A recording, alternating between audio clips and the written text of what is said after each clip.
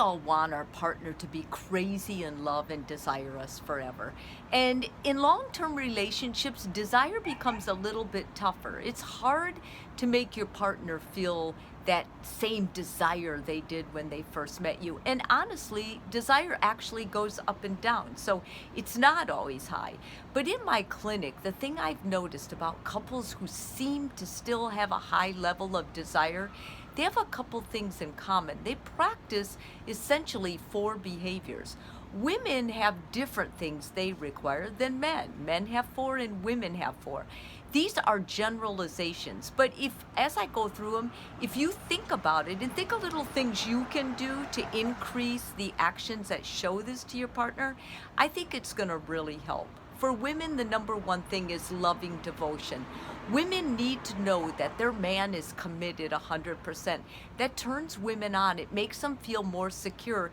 They're able to be more vulnerable, both intimately and physically. It just makes a huge difference. They get the concept we instead of me much better than sometimes men do. Secondly, thoughtful, honest behaviors. When you do things honestly and just so transparently thoughtful to your partner, that's a little thing, and it makes women feel so loved.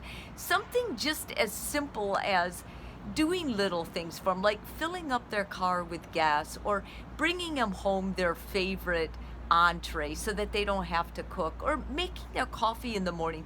You can do that for men and they appreciate it, but for a woman, it just means the world. Thirdly, a generosity of spirit. I know there's a lot of lingo about all the women who just want a guy for money, but generosity is more than money. Generosity is going the extra mile for someone with your behaviors. It's going to the opera when you don't want to. It's going to see that chick flick when you don't want to. It's doing something that you don't want to as a sacrifice for your partner. When you're generous in your love and devotion with your actions, it says everything to a woman. And lastly, the way she feels continually desired for you is to be sexual with her. Listen, romance novels are a multi-billion-dollar company, and the number one category of people reading those are women. So don't tell me women aren't sexual. If your woman doesn't feel sexual toward you, there's probably something going on in the relationship. Talk to her. Ask her if she's angry. Ask her if she's resentful. These things are major libido killers. And if you can't work these through, then go see a therapist and work them through. Now let's talk about guys. Guys need physical touch. Guys need sex. That is the number one way to make them feel desired. So if you're not touching your man, or you're withholding physical intimacy, it's important that it's something going on in you that you go to the doctor and get it physically taken care of.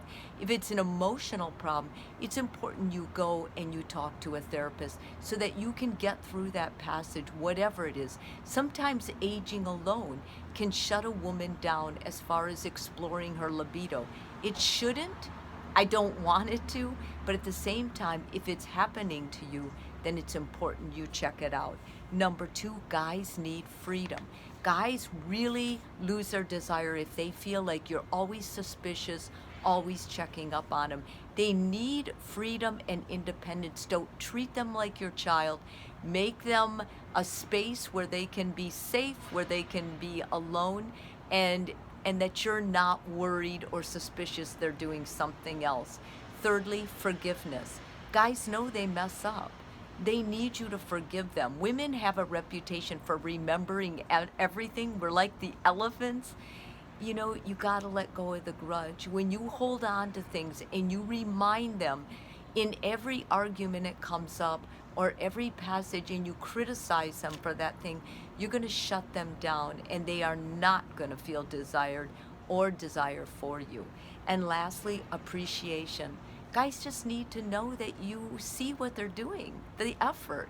They need to be appreciated.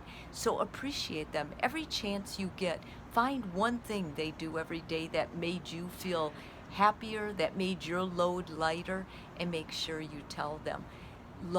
Desire in long-term marriages is a beautiful thing, and if you're lucky enough to be involved in it, whether you're married to a person that you feel that way, or you're parenting children, you grow up seeing your parents that way, or whatever it is, keep the love alive. Start working and practicing on these for a starter.